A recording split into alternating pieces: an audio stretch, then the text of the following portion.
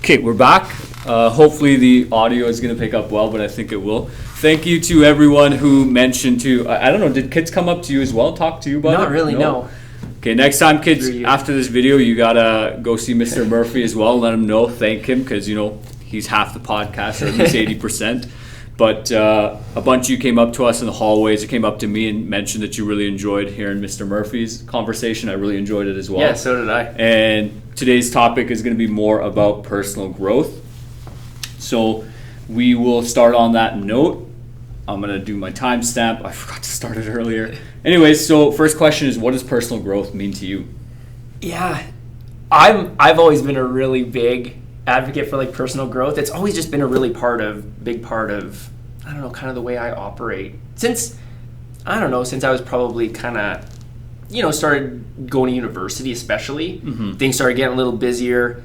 That's kind of, I think, when I started spending a little more time trying to think about, okay, like, how do I spend my time?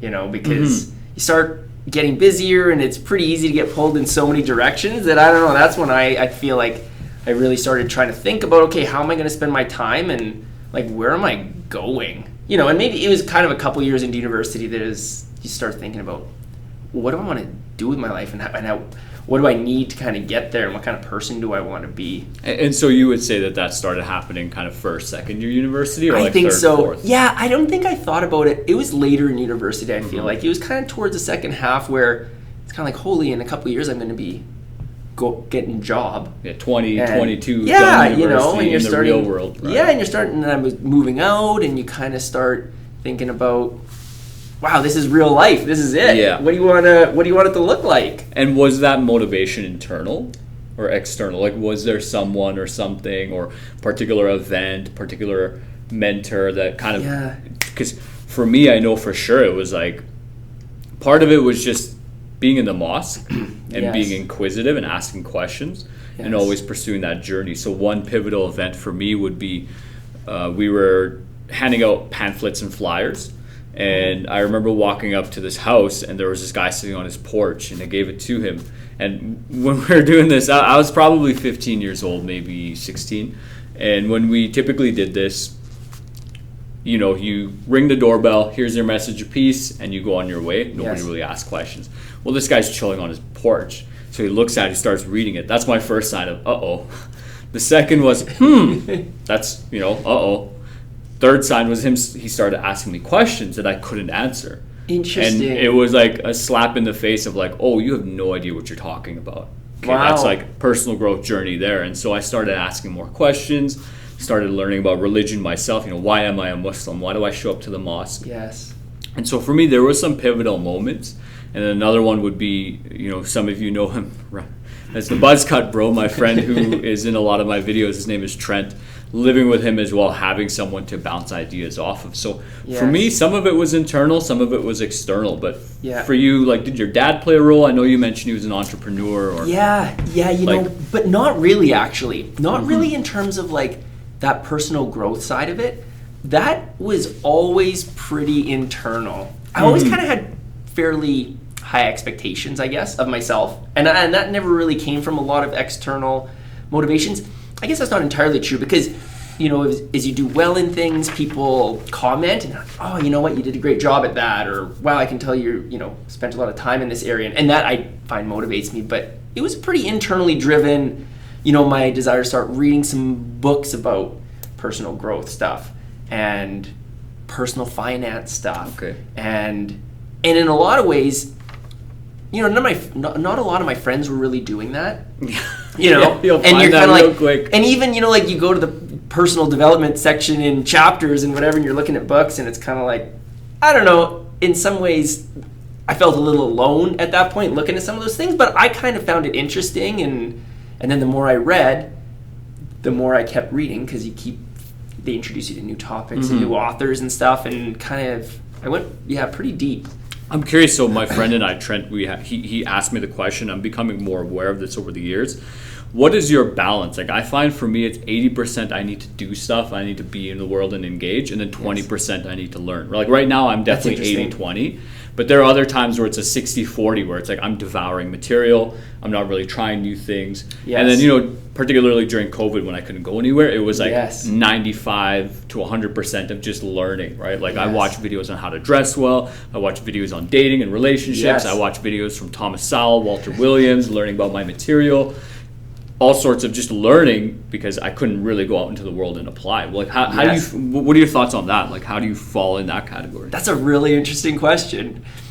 When I was younger, I was really heavy on the learning side.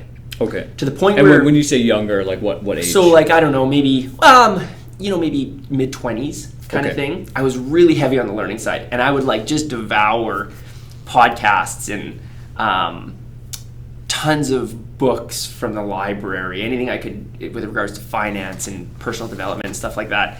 And then I had kids. In the last 5 years, the amount of material that I get through has dramatically decreased. And then I've been working and sort of switching careers, so it's been a lot more, I spent a lot more time learning, I guess, about my craft, like about teaching, less about the personal development stuff. So I'm kind of glad I spent the time on the personal development stuff, because I still implement a lot of it, but I don't spend nearly as much time learning. So it's really been a shift from probably way more higher percent learning before to now it's much more doing and learning through doing the work, Okay. Well, we'll move on to the next question. Sure. Did you want to pause the video at lunchtime or later on and then come back? It's okay to me. Whenever you're good to stop. So we'll timestamp that. Question 2, so it's kind of related to the first question, and maybe we already covered it, but what got you started on your journey of personal growth? So I am curious, I really want to pick your mind on this, because I know, so for myself, like, in terms of dating and relationships, it was like, just recognizing I had no idea what to do when it came to talking to girls, being attractive to them, attracting them, and then on the relationship side, for sure, like, how do you maintain and set boundaries? On the finance side, it's like, I don't know, apply to a job, right? Like, but then learning, like, well, where's my money? Like, how come I'm working? Where's my money going? On the dressing well, like, so kids will mention to me, they'll ask, like, Mr. Quadra, why do you wear a suit? And I don't tell them, but here's the story. Well, in my first practicum, like, I would wear this pair of flats that had a hole in them, and I would just dress like crap. And recognizing those connections between areas that we learn and grow in. So it's like, hey, if you want your dating life to be sorted out, sort out your personal life. Okay, part of sorting out my personal life is sorting out my wardrobe and creating a style, wearing clothes that fit. Oh, I want clothes that fit and look well. Well, I got to get in better shape. I got to be a little more muscular, look better in those clothes. Right? And all of these pieces slowly started melding together into who I am. So I really want to pick your brain on, like, what are some pivotal moments where, like, oh man, I really don't know what I know, and I need to learn more. That was, there have been a few of those. The dressing one's interesting too, because it's not really, fashion is not my area. But even still, like, there have been certain people at certain moments. I know when I was working at one of the engineering firms, we had a boss, and he kind of came in one time, and we always dress pretty well, but there are some employees that dress down, and he kind of said, you got to realize that whether you intend to or not, the things you're wearing say a lot about you. Absolutely. And like it or not, that's the reality. And when you meet people, it says a lot about how you look after yourself and how you put yourself out there. And you know what, you could dress way down and be top of your game, there's no question, but it is true. And so I've kind of carried that forward, where you kind of dress that way to start, or try to dress well, and like you say, it does make you feel a certain way, and I do believe that to be true. And on those philosophical ideas of, like, people like, oh, well, it's comfortable. Man, I don't want to live in my comfort zone. Right. And I like, so Guy Ritchie, he produces movies and whatnot. He has a video on Joe Rogan's podcast. There's a video of the interview, 10 minutes long, of why you should wear a suit. And, honestly, I fully apply that metric of, like, no, that's BS. Like, you should find clothes that fit you, and they'll be comfortable. and then you start upping the quality and they're comfortable. Right. Like my pinstripe suit, Yeah. I could sleep in that. It's so great. Yeah, but comfortable, it looks good. Right, and it looks It good, does. and it matches. It's like, sure, I could show up in sweatpants. Yeah. Is that how I want to show up for myself in life? Right. Right. And I think that's exactly it. And so you saw in your environment, like, oh, this guy's dressing well, and then you ask, like, hey, maybe, like, why do you dress so well? Or like, Yeah. why do you wear a suit? And they provided that, like, hey, how you present yourself says a lot about who you are and what you are. Yes. Right? And obviously you can deceive people. Like, you can buy the nice expensive Sure. stuff. You can put together matching outfits and fake, like, peacock, Yeah. right? Yeah. But Yeah, that's true. part of it for me as well with the suits is, like, you know, my mentors wear suits. Right. My role models wear suits. And, you know, like, I have Jordan Peterson's posters Yes. back there. You know, one of the things he mentions is that as he comes to teach, it's a bit of respect given to the class. Yeah. And then for myself, it's respect given to me. It's like, sure, I could show up in sweatpants and whatever, like, casual wear. But then Yeah. internally, is, you know, you kids might not realize this, I take my job seriously, like, and not during the hours that I work. Yes. Right? Like, while I'm here, I'm trying to have fun. Yeah. Right, but when I'm outside, it's like, okay, how am I putting together these things? So what other areas of life then? Like, I'm very curious. Yeah, so I spent a lot of time reading a lot of personal development books. So okay, So- well, there's a question about that later. Oh, is it? Yeah. So, well, I guess areas including like personal development, but that kind of pertained to that. I really started out as when I was kind of in university. I really considered starting. I like the idea of starting a business. I still like the idea of kind of starting a business, and right now I just don't have a lot of time to dedicate to it. But you know, like having a side hustle has always been a big, you know, That's like Gary Vee sort of a culture, passion. right? Yeah, it's Yeah. Gary Vee. It's like I follow all those. There used to be a podcast called Fizzle, and I used to listen to it like religiously because it was just a bunch of guys trying to, you know, hustle and make stuff work. And so that kind of got me into, it was kind of this entrepreneurial field, and I was devouring a ton of that content. But then, you know, they started introducing a lot of other, you know, people and connections and other authors and stuff that kind of started branching out more from like the entrepreneur side to like,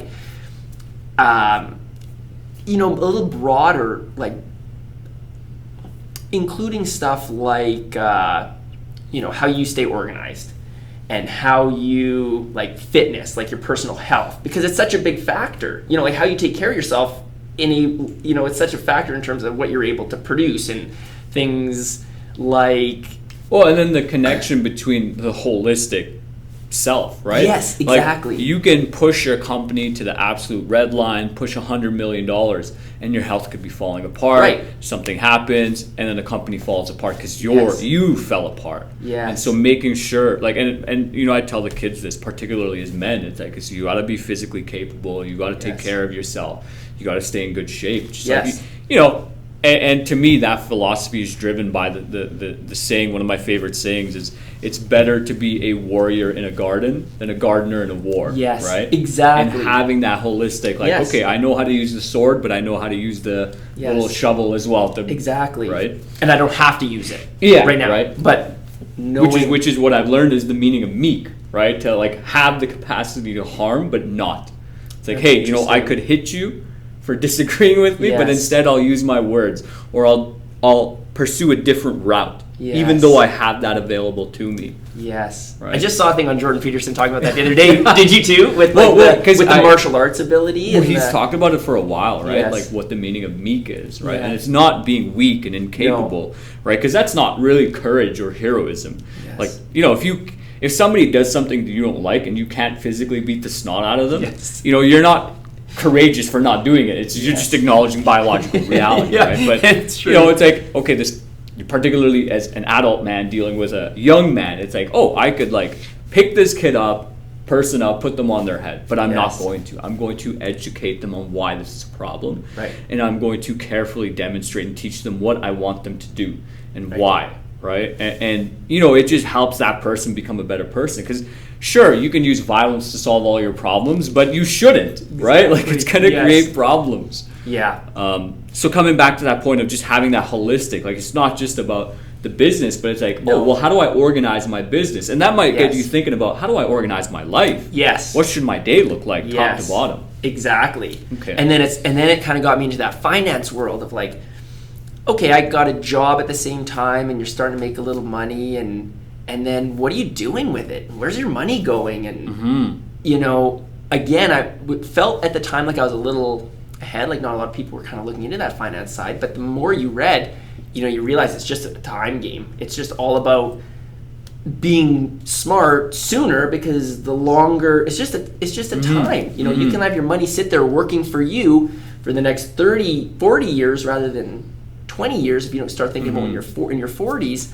You know, it's a totally different game. One of the things I'll address on that point, because a lot of students bring this up. They're like, oh, you know, I'm going to go flip burgers. I'm going to go invest. No.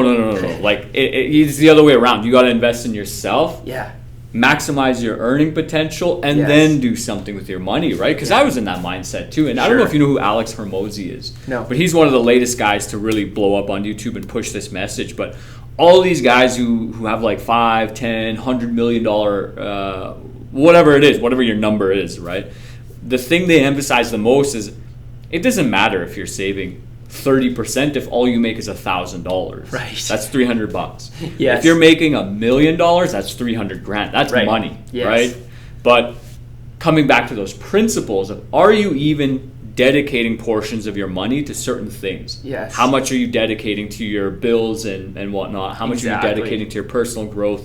And then sure, right? Like we're not saying that don't put that like 5, 10, 20% into your RRSP or TFSA, into your savings and stocks, because you got to learn that skill too and see where your stomach is at for risk and investment, right? Yes. Because man, your stock could go plummeting, but coming back to those core values and philosophies that guide our movement in the world, right? Yes, exactly. If you're willing to invest some money into some account, well, how much are you investing in yourself? You know, because that, like you say, investing money in how you dress, investing money in your own learning. You know, like going and attending sessions or conferences and stuff. That's an investment too. It's like, a little different form. I've told a handful of kids, but I'll say it on record. Like, I think I've spent and it'll probably start pushing $10,000 on my wardrobe. Wow. Yeah. Right?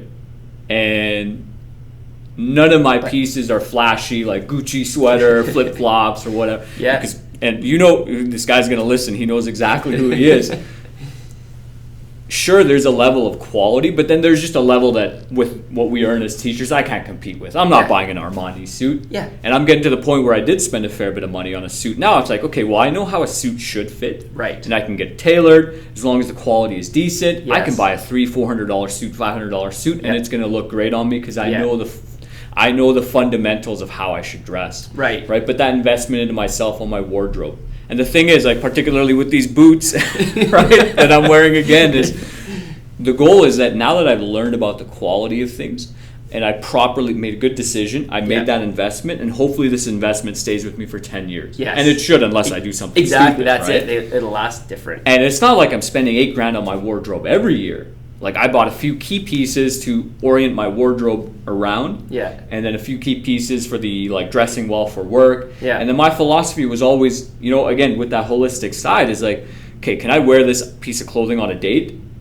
In front of the classroom, in a meeting, for an interview? Like, does this piece fit? Right. So, like, this sweater is more casual, right? Like, I wouldn't, maybe I could wear this on a date if I really know the person. But, you know, if it's the first date and I want to leave a good impression, I'm going to wear one of my untucked dress shirts. You know, I want to look good. I don't want to show off this baggy and you can't tell, like, is this guy in shape, right? But connecting these pieces of the puzzle, right? Because it's all related, right? You can, and I do think there's a time and day for, you know, personal growth, organization, business, right? You should spend and put time in there. Like the Jim Rohn quote, like, what is it? That, if you want to be happy, learn about happiness. Yes. If you want to be wealthy, learn about wealth. Exactly. If you want to be healthy, learn about health. Very true. Right? So I'm curious then with that, because what it seems like what you said was what motivated you to start learning more was partially that side hustle. Yeah. And so for the side hustle, were you motivated by a desire to have multiple streams of income? Or were you motivated by just like, this is interesting. Like, what would this look like if I started doing it? Yeah. What would you say were your motivations for that? It was more just out of the interest side. Because the finance side, the money side, you know what? And I still am kind of a believer in having multiple sources of income. You know, I think it's a great strategy. But it was never really the money that motivated me. It was more, wanting to create value for people too. I feel like, just wanting to go and explore that and, kind of put yourself out there and challenge yourself in a different way. Because I kind of, in some ways, I think the career paths I've kind of followed have always been pretty safe. In that you go to university and you're pretty assured you're going to get a job out of that. And you kind of know what that's going to look like. Especially at the time you graduated as well. You're going to have no problem kind of landing a position when you get out of university.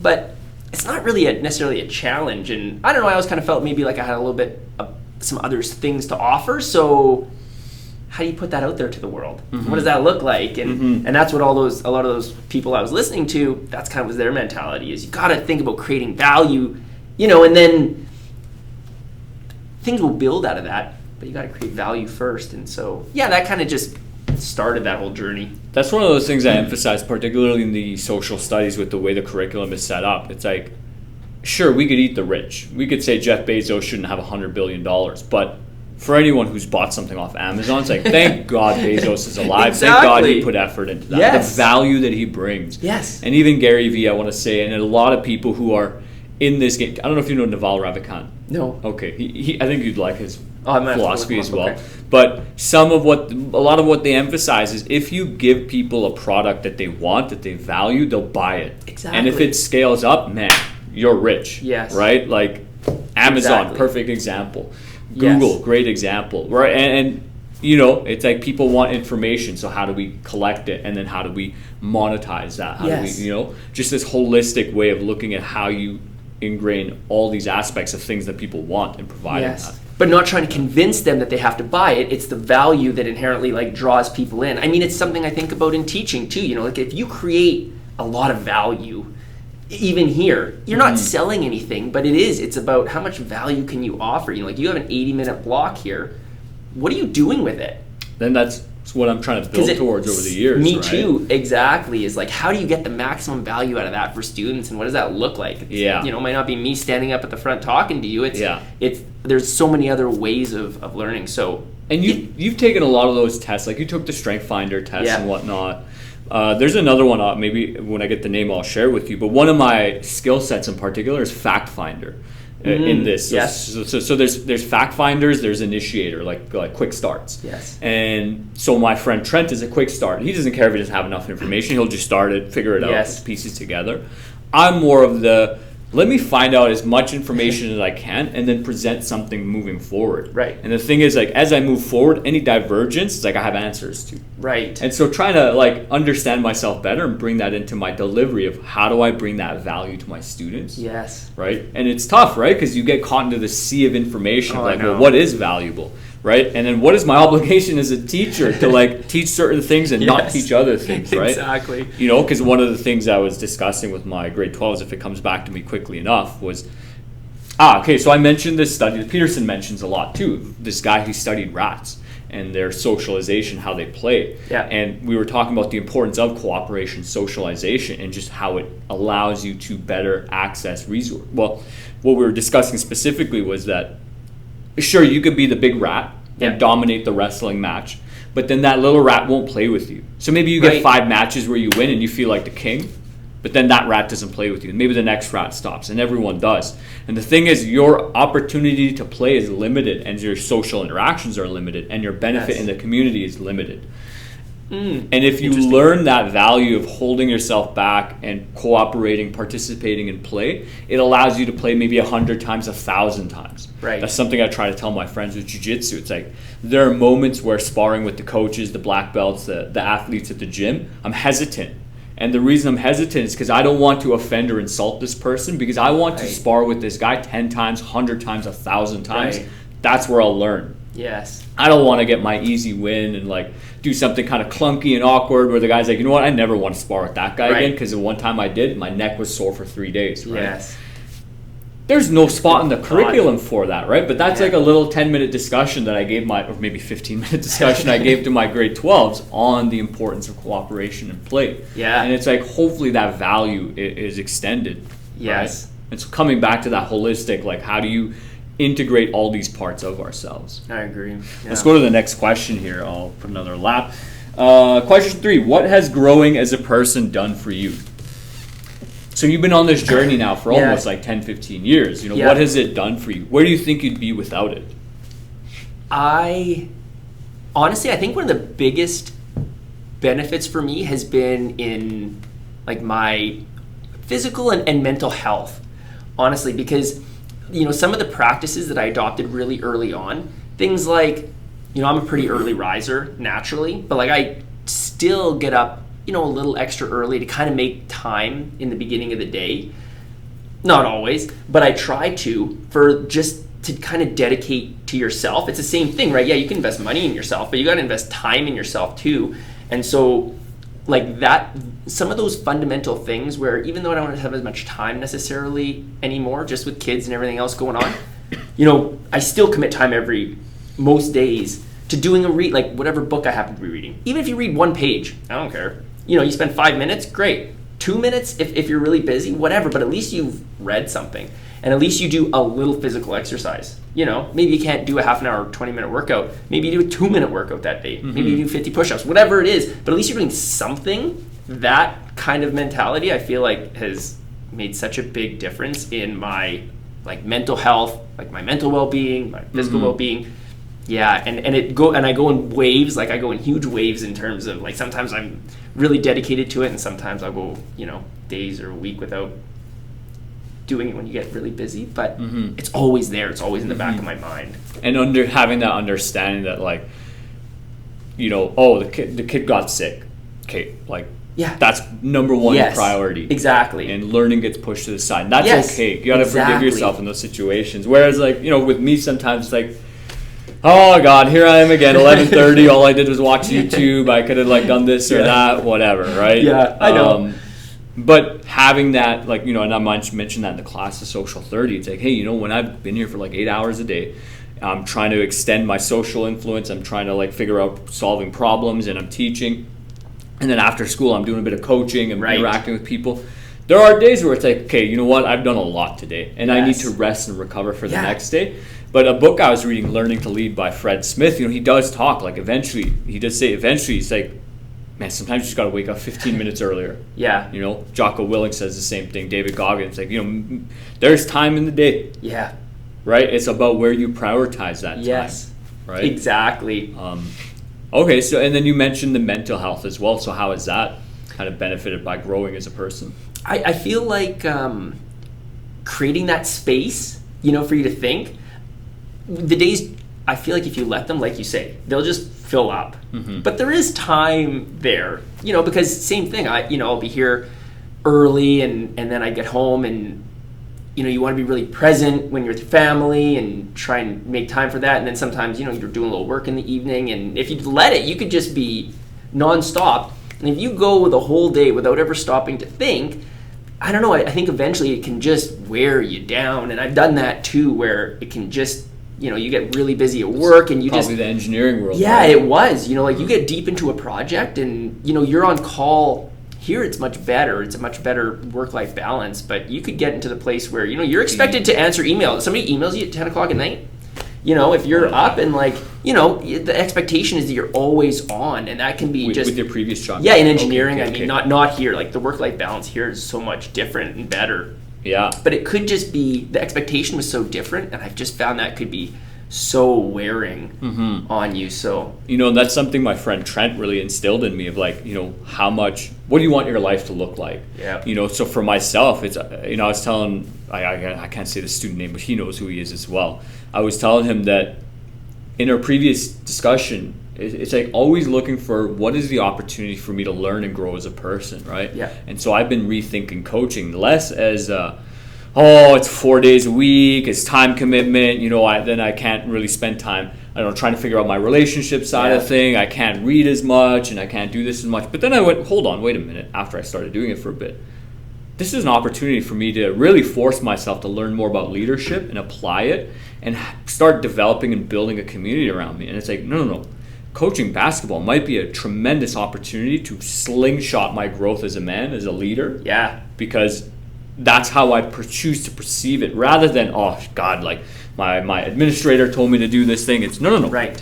here's all the opportunities for me to grow as a person, Right. to grow on the group of young men, to develop some coaches as well. And then, 5-10 years down the road, that's your community of people, right? Because teaching is all consuming in that way. Like, I don't really see a lot of adults in my week. I just hang out with kids, right? I know. And then for myself, being a very extroverted social person, it's like, well, how do I integrate that in my life over the span of 10, 15 years if I do be a teacher? Yeah. How do I, if I have a student who I really like and they're thinking about being a teacher, it's like, okay, like if you're going into the humanities, let me know. Because when you're ready for your practicums, I'll put in a word, bring you here.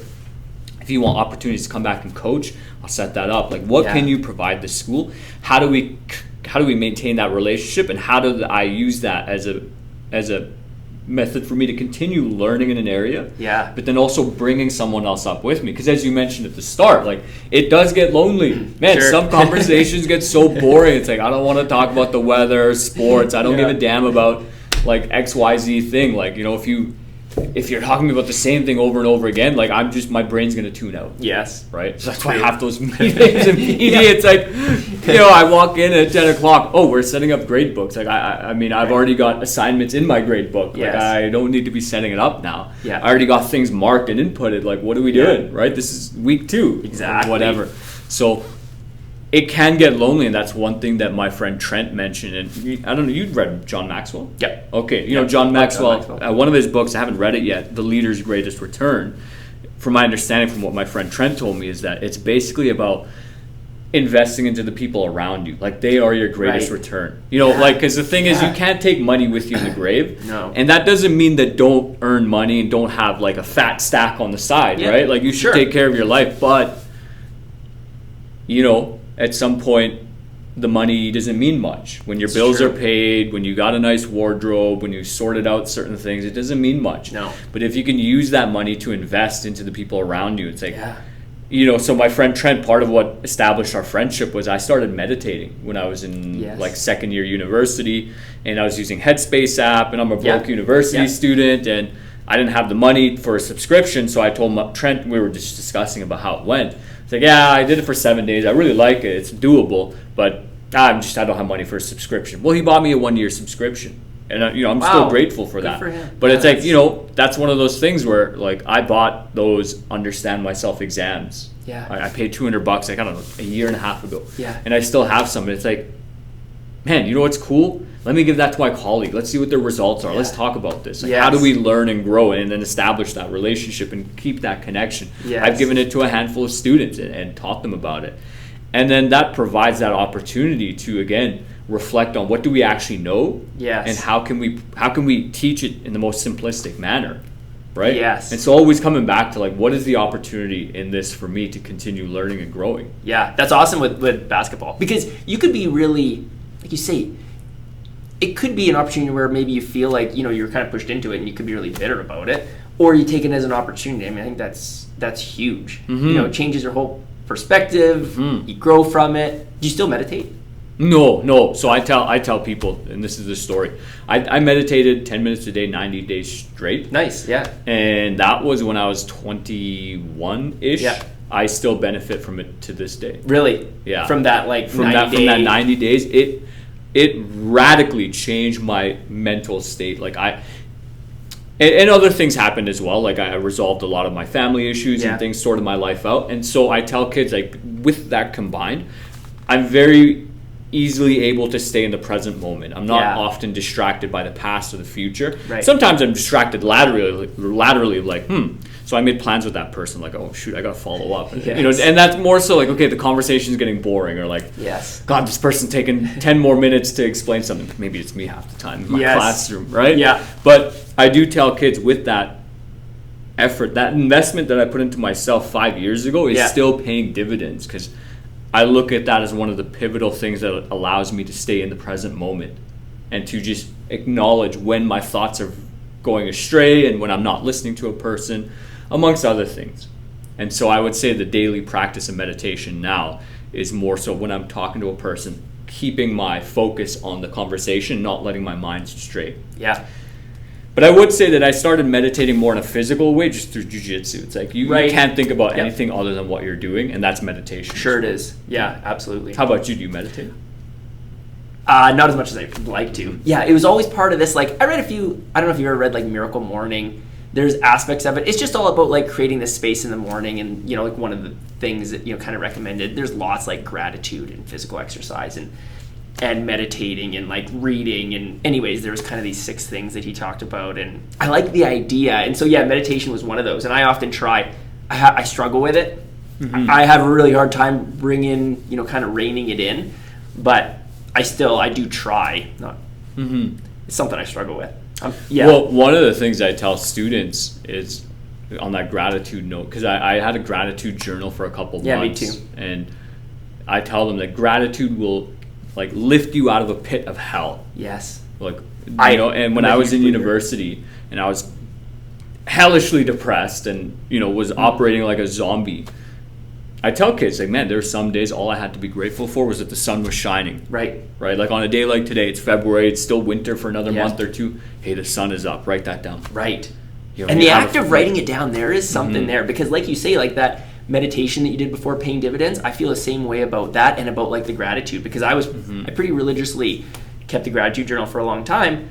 And, maybe a year. And though I don't necessarily keep the practice up now all the time, it did train me to look for things, because at the end of the day, if you have to write down 3 things that you're grateful for, eventually if you're not writing down the same thing every day, you got to be on the lookout for it. Yeah. And once you get in that habit of being on the lookout for things you're grateful for, it changes your perspective a little. It shifts your entire worldview. And I was talking to students about this. Like, you can play that victim mindset. You can play the woe is me. You can do that. But what you think, like, I think this is a Maxwell quote, what you focus on expands. Yes. Right? Or maybe Jim Rohn said that. And it's like, if you just want to see the misery and suffering, buddy, there's no short end of it. There's plenty of misery and suffering in places that are very valid and places that are very invalid, right? But if you want to see the world through opportunities, and I was discussing this with my friend Trent, that like I see the world through problems that need to be solved, right? So like even with the coaching, it's like I kind of observed it, like what would I do differently? How would I solve this problem? And I start moving through the world, and that pushes and pulls me forward at times, depending on what the problem is. Whereas he sees the world through opportunities of like, here's something that could be done and something that interests me. And maybe like when you were talking about your business idea, it's an opportunity. It's like, well, what valuable thing could I provide people? Right. And what would it change for me as a person? Yes. Right. Definitely. But, coming back to that, like what has growing as a person done for you? And kind of, it seems like we're both in agreement. And what I would say is that these practices give us a tool. That tool we keep on our tool belt. And for me, I know that I can access gratitude at any moment in my head. I pull myself back and go, no, like I have material that I can teach with. Yes. I have this knowledge. I have this capacity. I have all these things to be grateful for. I can in the morning just pause for 5 minutes and just center myself. I can do it at my desk at any moment. This tool stays with me, right? Yes. And there was a third one I was going to talk about, but I forgot. But I completely agree. The tools in the toolbox thing is huge. Right? Yes, because you get in this space, like sometimes you get in a little darker headspace, I find, and you're getting a little overwhelmed, and exactly having those things you can turn to. Yeah, I've been having to do that this semester for sure, right? Like leaning into that gratitude, keeping myself in a higher state, just as the problems vary and as I think more about the future. It's like pulling myself back and just reminding myself, okay, well, I'm still in this present moment and things are good. Right. They've been good in the past, and being a religious person, being a spiritual person, and something I learned from a book that you met Lynn, right? Lynn James? Yeah. She gave me this book. I can't remember, but one of the main messages I got from the character was, if God didn't abandon you then, he won't abandon you now. And so trusting and having that faith moving forward. Yes. Right? Here, we'll move on to the next question. So question 4, what were some of your pivotal mistakes on the journey, and what were some of your successes? You know what? We kind of touched on it, but I feel like one of my biggest mistakes was when you talked about the percentage of the time you spend learning versus doing. I feel like I got spending way too much time trying to, all you're doing is devouring content, but you're not creating anything. You're not creating any value by just devouring content. And there's nothing wrong with spending some time, when it works, to like just go out there and find that material and inspire yourself and learn. But if you're not then turning that around and building something with it and creating value for other people, then what's the point of that? Not that there's no point in learning, but if the idea is ultimately to make yourself better and invest in yourself so that you can, why are you investing in yourself? You know, is it, if it's not to eventually go and offer that value to other people and help build up other people and help them on their journeys. And so I spent a lot of time maybe learning, maybe should have spent a little more time doing. So I'll give a counter to that. So there's a really good book on Miyamoto Musashi, who's like the most badass samurai of them all, killed his first dude at 12 or 13, had like 60, 70 one-on-one fights that he won. Like he's greatest samurai of all time. There's a really good book on him that's a bit real, a bit kind of fake, by Eiji Yoshikawa. Okay. It's like a 1,000-page book. But there's a period in this young guy's life where he is sentenced to, I think it was 1 year or 2 years of isolated imprisonment. They lock him in a basement dungeon for like a year or two. Wow. And he's not allowed to talk to anyone. He's not allowed to communicate. But what they do give him, if I recall correctly, or I don't know, I don't fully remember, but he's isolated, and I want to say he had access to some reading material. Yeah.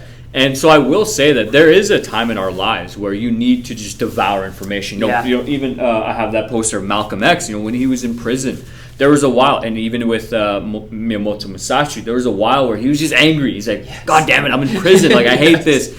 You know, there was many pages in that book where it's like he's just laying in his room just screaming, right? He's just trying to get it out of him. And then eventually, as it settles down, it's like, okay, well, how do I proceed forward?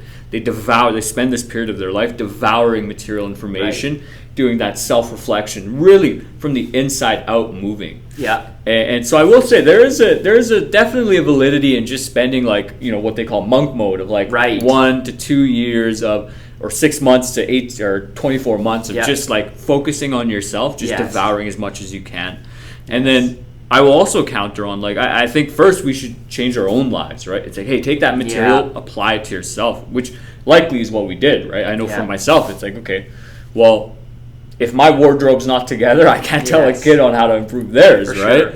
Sure. If my, you know, dating life, my interactions with women aren't together, I can't really tell kids what works or doesn't work. And I'm saying kids because that's who we interact with the most, but anyone, right? It's like, if I haven't really engaged in this process of figuring out how to teach students how to write, I can't really teach it to anyone else, right? But so first, devouring the material, having that, like, you know, I tell kids, like, you should have 10 mentors in any field.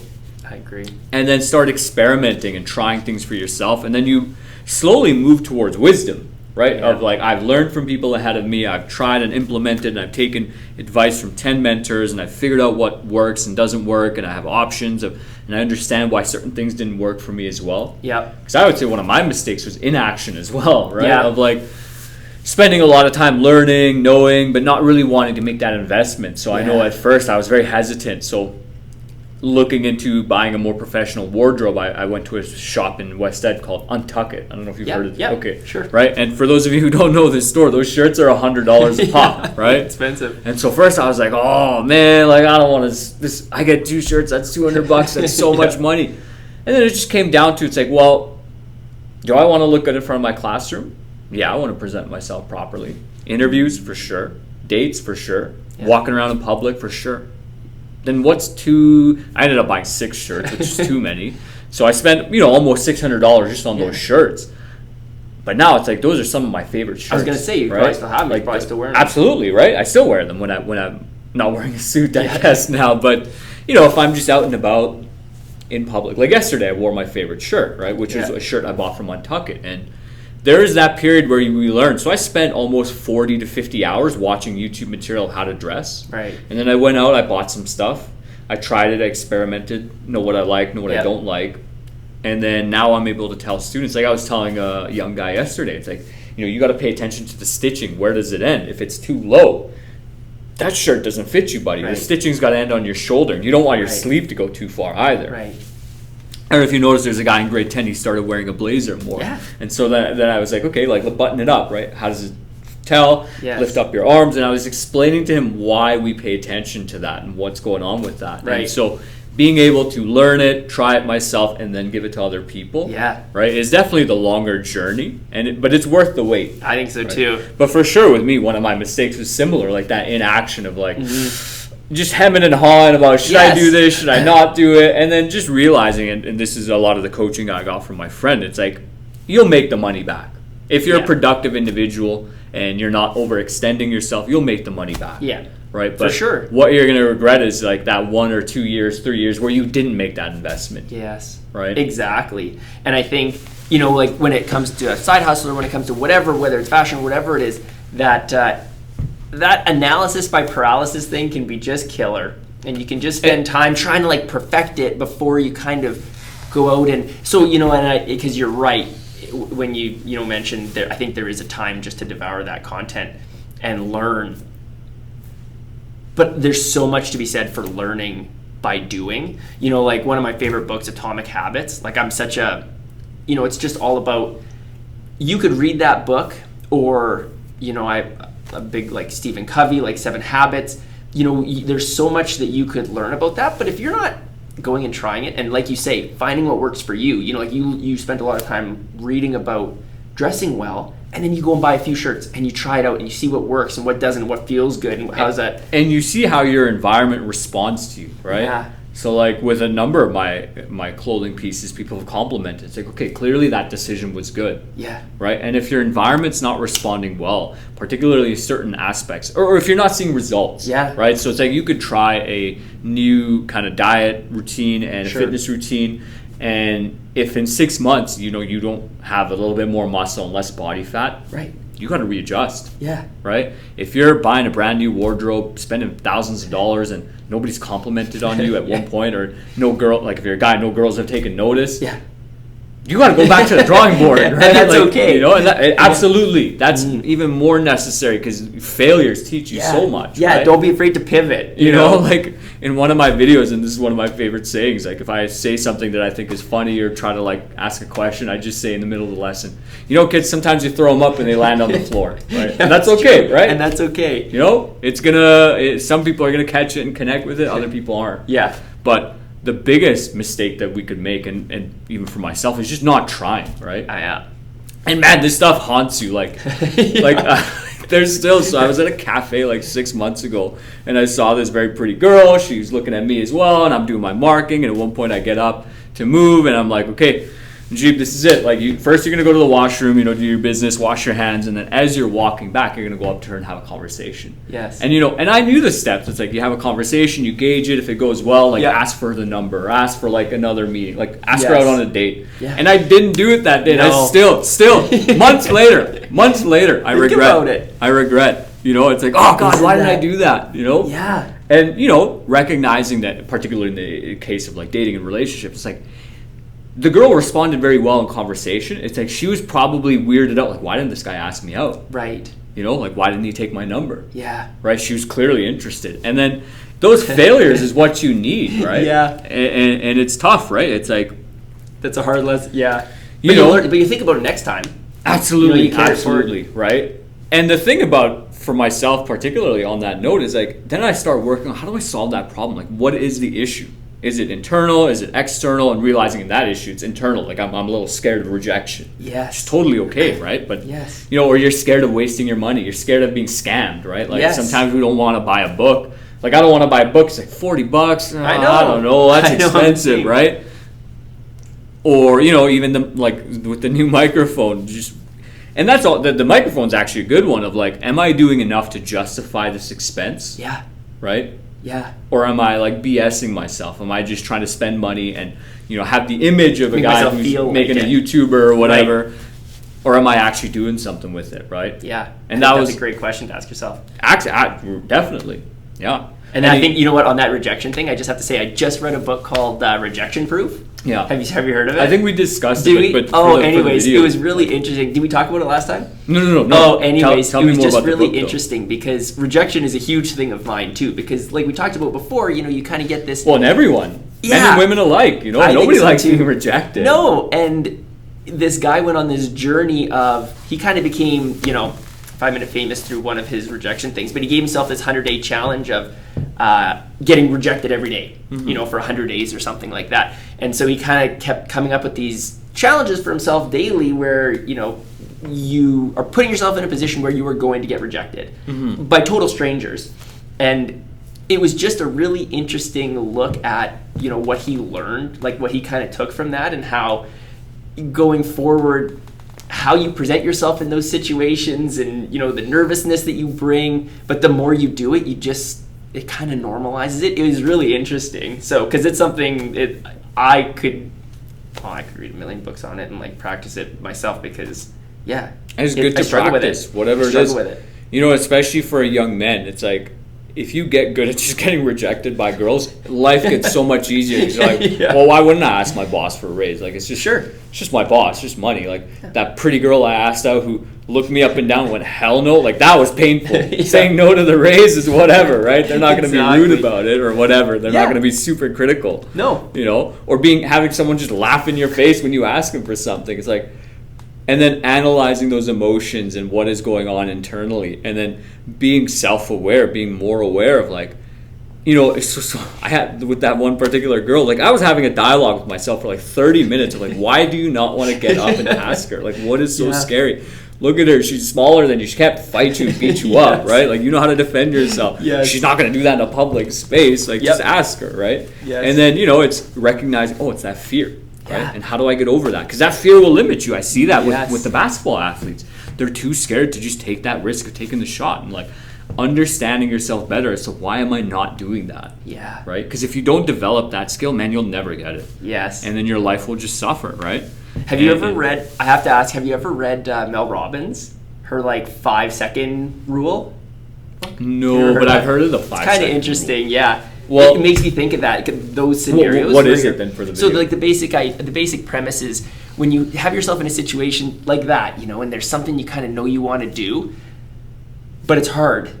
And it could be getting up in the morning, or it could be going and asking someone on a date, or it could be, you know, approaching your boss to ask for the raise, or whatever it is. You give yourself 5 seconds, and then you just, like, you pause and you count down from 5, and you build this momentum, and then at 0, you move. Like, you physically move your body, right? And you put yourself in a state of motion, because like once you get in motion, she kind of equates it like a rocket ship, right? Now you're rolling. Now you're committed. Now, okay, and like, you know, what are you going to do? You're not going to stop halfway. Once you take that shift from, should I go left to the staff room or right to my boss's office, right? Exactly. As soon as you make that shift right, it's like, we're doing it. Here we go. Challenger 1, everything good. Like, the rocket is taking off. We're detaching. You know? It's exactly it. And so it's kind of like you give yourself 5 seconds where you don't think about it. You're not deciding whether you're going to do it. You're going to do it. You're just building momentum, and then you're off. Anyways, it's something that one of those things I think about all the time, where it just creates momentum. So I haven't read this book, but you know, people won't know this about me, and they might be shocked. I was very socially awkward when I was younger. Like, really? I was a very social person regardless, but for whatever reason with strangers, I was really like shy and hesitant to get to know people. And I had this mentality like, I got to get comfortable with them first before I open myself up. Whereas now it's like, no. You're going to know who I am, and you're going to decide very quickly whether you like me or not, or whether we're going to get along. And the boys were at the practice last night. I said some jokes there I would not repeat anywhere else. But what I did when I was in Israel, I was staying at a hostel in Jerusalem. And it came down to like that do or die. I had this conversation with myself, and Najib, if you don't solve this issue here and now, you will forever suffer from this problem. You will forever have this issue. You need to solve it.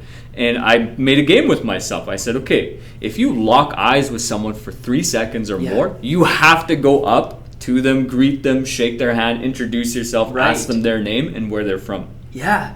And exactly, I must have done that to 100 people. Really? In a 48-hour time span. Because there's so many people in the hostel. Yes. And the culmination of that was that, one, I'm no longer socially awkward, right? I can do that with anyone. Obviously, talking to a pretty girl is still its own challenge. But the culmination of that was that the fourth day when I was leaving, one of my dear friends, Brett, him and I were hanging out on the roof, and people would do that thing. They'd peek up to the roof, look, there's just 2 guys there. Yeah. And before they turned around, because I had greeted so many people, I would go, hey, call them by name, get their attention. Hey, we're hanging out on the roof, like, come up.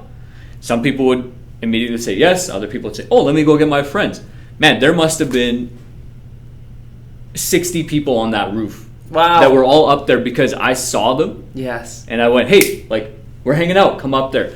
And we had this massive circle where everyone was talking. Like, it's a core memory now. Yeah. Of that was the culmination of me going on that short hero's journey of solving that problem. Just being in the belly of the whale and solving that problem, being in the muck and the mud and rolling around.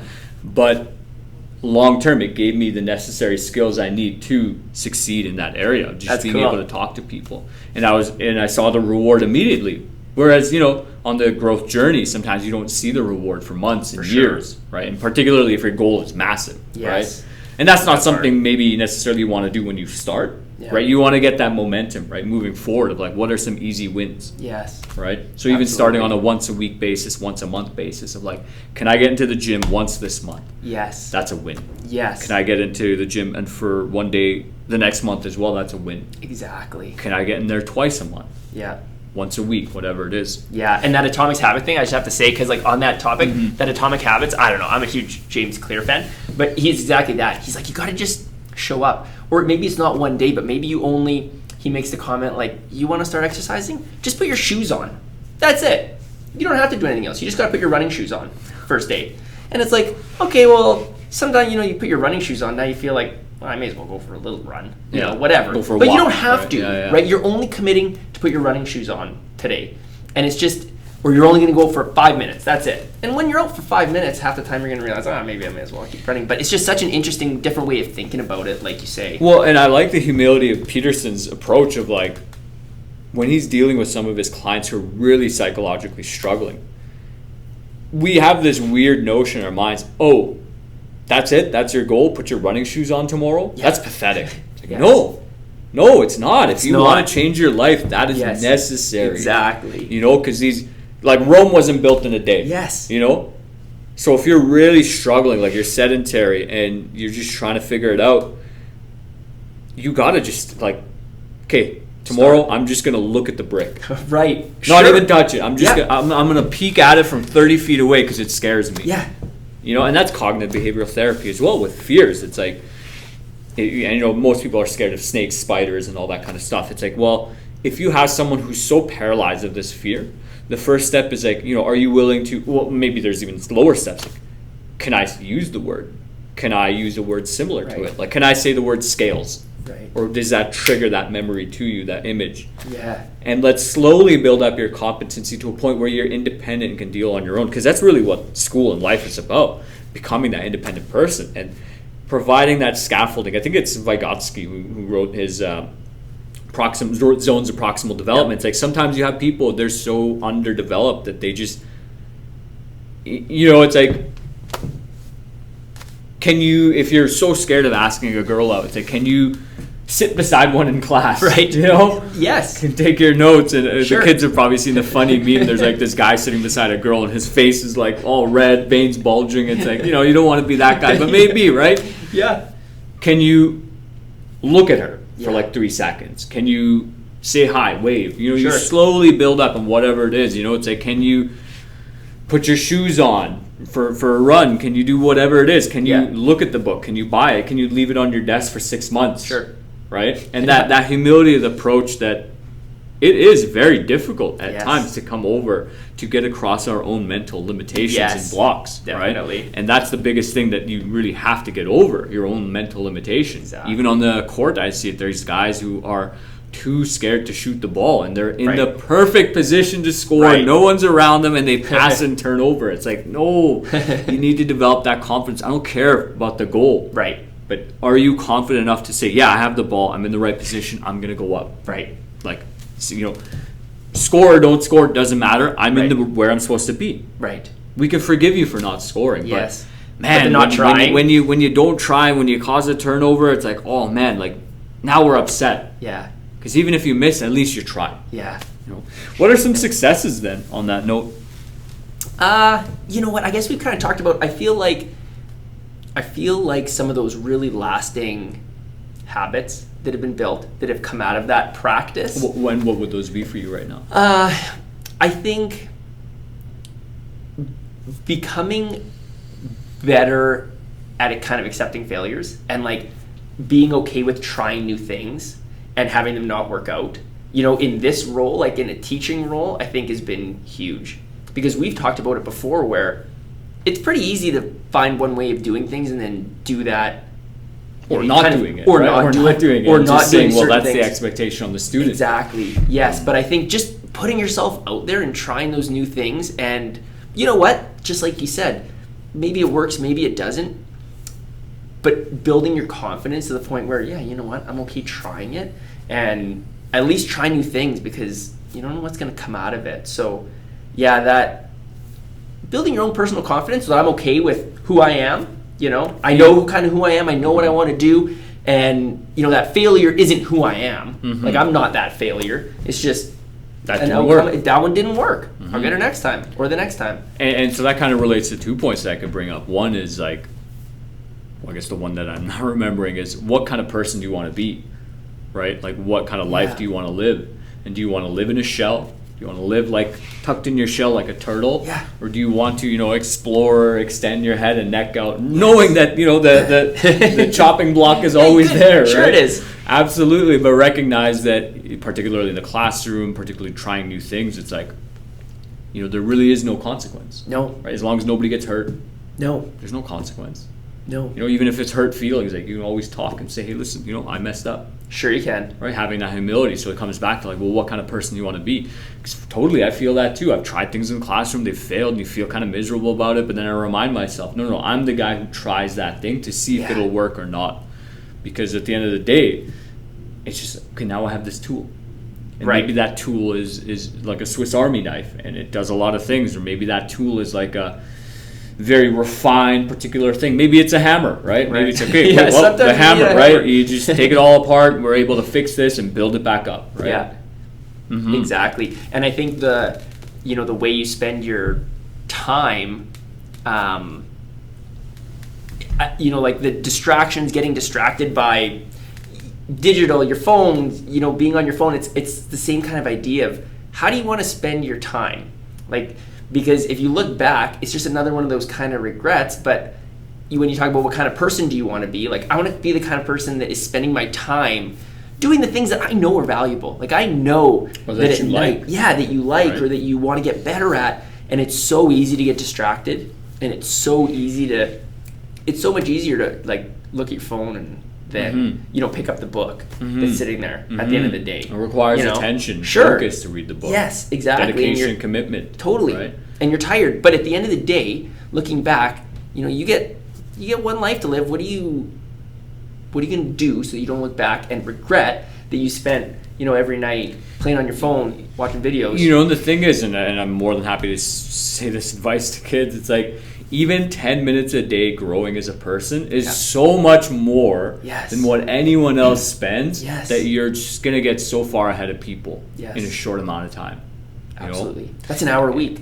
Right? That's 5 hours. That's like a work day a month. Like, it's like you're, it does it. It builds, and it compounds. It's not just 10 minutes a day, because that compounds, and you start applying that. It's exponential. It's really, exponential. Right? It's like growing. I know that James Cleary always talks about, like, improve 1% a day.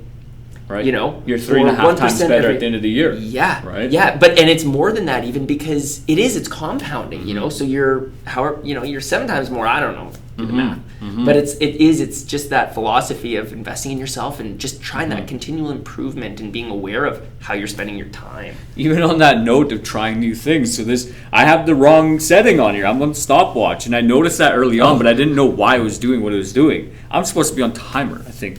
Or whatever. I'm supposed to be on a different setting, but right now it's a recording lapse, so it's not telling me when the questions are. So I'm looking at that, being irritated, like, okay, I'm gonna have to do some math and some mental calculations here later with the times and the questions, because it's not telling me that, hey, the second question was asked at the 6-minute mark. Right. It's telling me that the first question took 6 minutes long.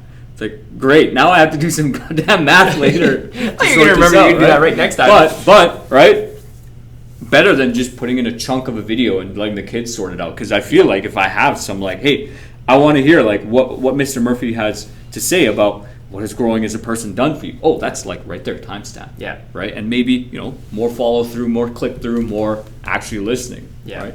Even one thing I tried with our video was, as I was listening to it, there was that note where we talked about what being ambitious does for you and how it'll just set you apart. And with this generation, that, like, if you're just a little bit more ambitious than everyone else, which isn't a lot, right? Like, most people in this generation aren't ambitious. It'll just take you places. And so I made a little 18-second clip. I thought it would upload as a short. It uploaded as a video. So I had created this result in my mind. Oh, it'll be a short. It'll get 100 views. I'll feel good about it. It'll get some watch time.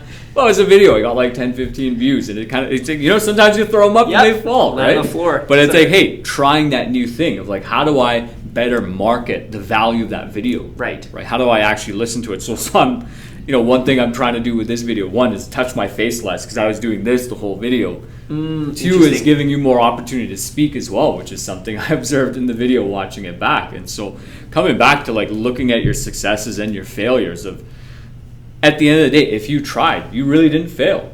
No. Right? Most people don't try. Yep. And I think that's the only thing you're really going to regret at the end of the day. It's not going to be the fact that it blew up in your face. Yeah. Because you know what? It blows up in your face a lot less than you think, too. Totally. You will go put yourself out there, like the rejection therapy thing. It's not very often somebody turns around and laughs in your face. And that was one of his biggest findings is like people want to help. You put yourself out there, generally people are going to be pretty responsive in a positive way. And you build it up in your head 10 times worse than it probably is going to be. And one thing that I just thought of on the spot with that is like, okay, if you're so afraid of asking girls out, why don't you just walk up to them and ask them, hey, what's one thing on my outfit you would change? Sure. One thing I could improve. That way you're actually talking to women. You're seeing them as like a normal, regular person. Yes. And you're removing some of that anxiety that's associated with actually having a discussion with them. Sure. Right? Instead of soliciting them for a relationship, it's like, hey, can you tell me something I need to improve about myself? Absolutely. Maybe you want to act on it, maybe you don't, right? Yeah. But especially if your life is really not put together, it's like reaching out and asking for, hey, what's one thing that I could fix? Yeah. Or having the conversation with yourself. What's one thing you know you're doing? That's a Peterson thing too. What's one thing you know you're doing badly that you could improve and that you would improve, right? Because that's necessary too. It's like, hey, well, I'm not, 8% body fat and 200 pounds of muscle. Are you really going to do that with your life? Sure. Probably not, right? Yeah. It's very difficult. But it's like, hey, what's one thing I can improve? For myself, for a while, it was stop eating as many pizza pops, right? Which is my guilty pleasure, right? On any day going home, it's like I pass by a superstore. I know the pizza pops are there. It's a short trip, right? Like last night, I was driving home and I was like, oh my God, I can't wait to get home after practice. I actually played. Can't wait to go home and eat some ribs and rice. And then I remembered, I finished what I'd cooked the other day, so I got to cook all this stuff home. Oh, yeah. And then again, that voice, pizza pops is a quick, short trip, right? Away. But coming back to like, who do you want to be? Yeah. Right? What kind of person do you want to be? What kind of values do you want to instill? Yeah. Right? And for myself, I don't have children, but one day I would like to have children. It's like, what do I want to demonstrate to my kids? Yeah. That it's okay to just take that shortcut, cheap out, deviate from your values, or do you consistently follow through with your values as many times as you can? Exactly. Right. Do you want to pause the video there and then we'll go to our meeting? Sure. Okay, let's go. Okay, so we're back. Nice. We just had a staff meeting, but we'll continue on with the next question. Put a lap here. Okay, the next question is, what are some of your main areas of growth you tried to focus on? Yeah. Or is that even a way that you kind of look at it? I don't know. I looked at it pretty holistically. Mm-hmm. But it ended up being a lot of how I spend my time. So like personal development in terms of how I spend my time. Time management, okay. Time management, I guess, is a better way of putting it. Physical health. Mm-hmm. Mental health. Things like gratitude. Okay. Meditation, like we were talking about. Mm-hmm. And finance. Okay, I interesting. think those are probably kind of the... So that's an interesting framework. Like the way my friend, kind of what he told me a while back was he looks at it in kind of three main categories: is career, which does cover finances, health, and then relationships, right? Like those are kind of the three main categories that he focuses on. And I've found that those are three of the major categories, which all have, right? So it's like career, like part of that is finance, part of that could be time management, right? Health, for me, also includes mental health and physical health, and then relationships. Under that, I mean, you could even look at like, well, how do I present myself, right? The way I dress, but and I should say actually, the relationships is a big part of it too. And I guess like I was thinking kind of in terms of a lot of the material I'm reading, though there are a lot like, I'm reading right now like like a relationship, like a marriage book, you know, and I've always got. Which one? Because I have like probably 10 or 15 books on relationships, marriage. And I was just reading like the 7 Principles, John Gottman. Okay. Anyways, it's really well reviewed, and it's one of the most popular. What is the name of the book for the video? 7 Principles of. I got it right here. I was literally just reading it this morning. 7 Principles for Making Marriage Work. 7 Principles for Making Marriage Work by John Gottman. Yeah, okay. Exactly. So it's like, it's a kind of another one of those. I've read most of the big ones, the love languages, which is great. The Men Are From Mars, Women Are From Venus. I've heard good things about that. Yeah, it's got some good points too. But I try and kind of, and then I read lots of parenting books. Lately, that's kind of been a focus because I feel like, and actually I bring a lot of it even to the classroom, ideas of just helping.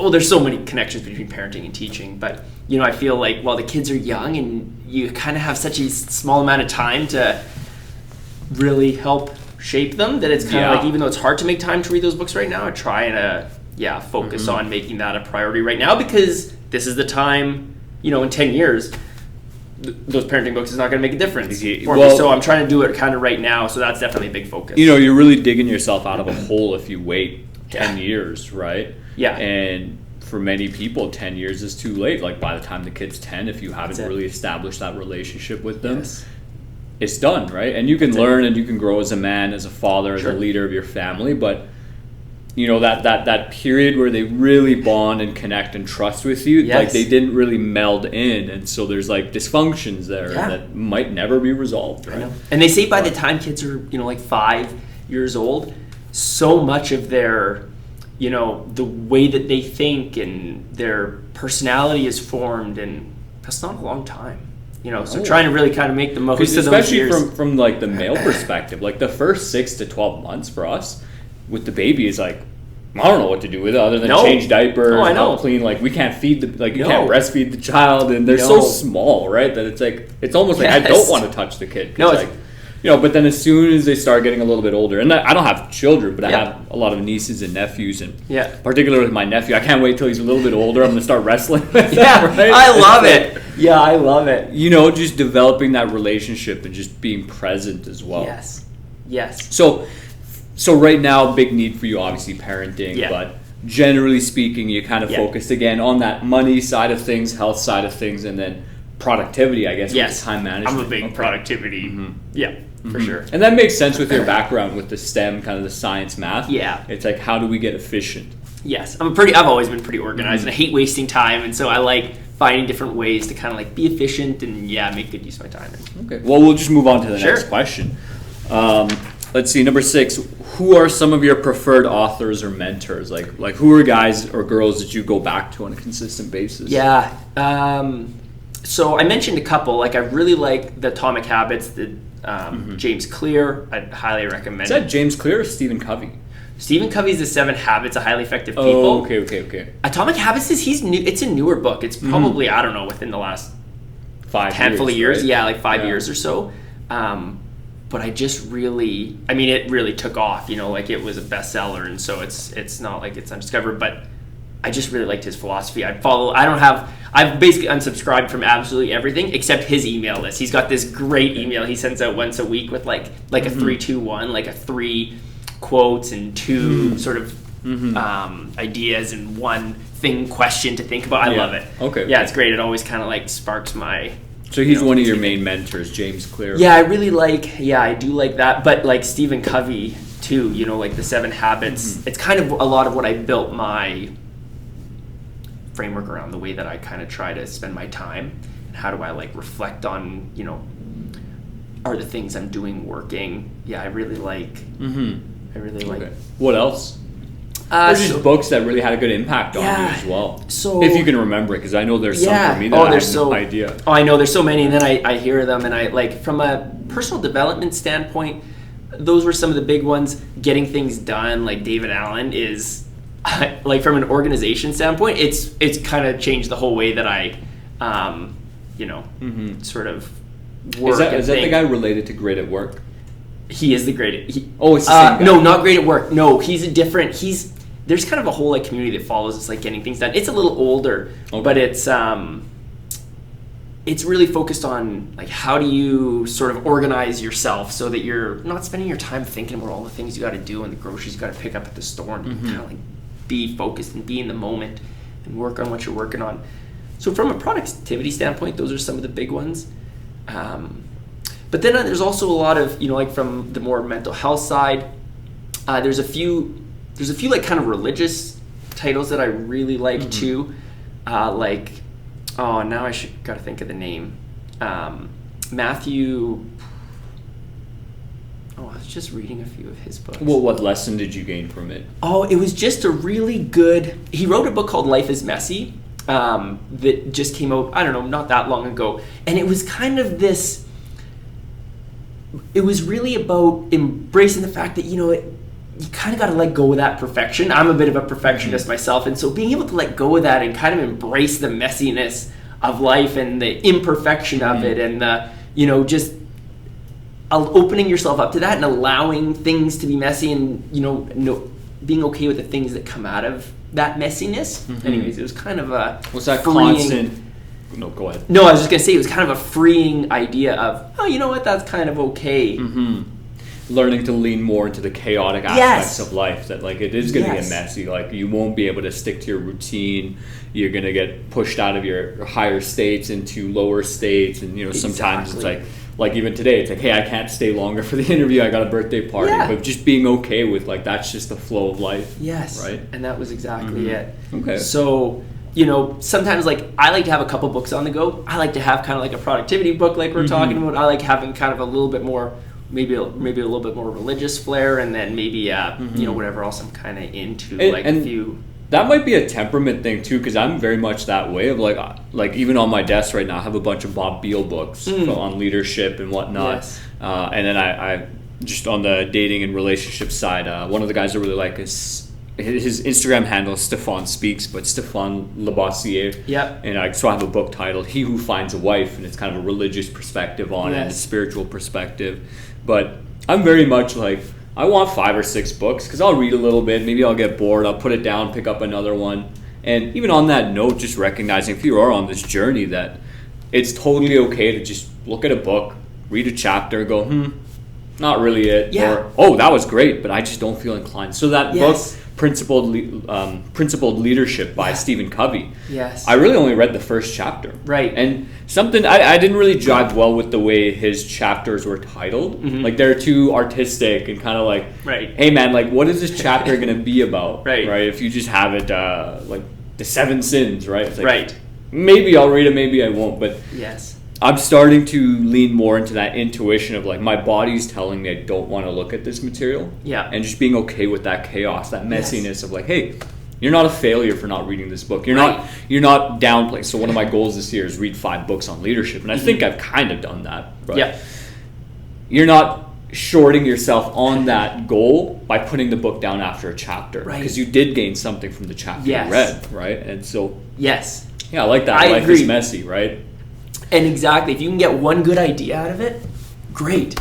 Then take that forward and let that be okay, because there are a lot of books you can read the first chapter and you've basically read the book too, and you don't have to waste your time. Again, it's kind of a good book, right? Yeah, if it's well written, the structure. 1 or 2 chapters should give you a good idea of the book. Yeah, exactly. So I totally agree with that. Anything else? Anyone else? Any other topic you want to mention? Oh, good question. Yeah, I guess this will be really the title of this section is like the books that impacted Mr. Murphy, right? Yeah, from a finance standpoint, you mentioned it the other day, that Millionaire Teacher. That one really got me on a journey of the finance. My brother is in like investment advisor, and when I kind of started getting into it and I kind of said, what do you recommend? And there's so many out there, but that one was kind of a great entry point for me. Okay. And then it kind of got me onto it really opens the doors, because the more of those books you read, they start referencing other books, and so you can kind of go down the road. I think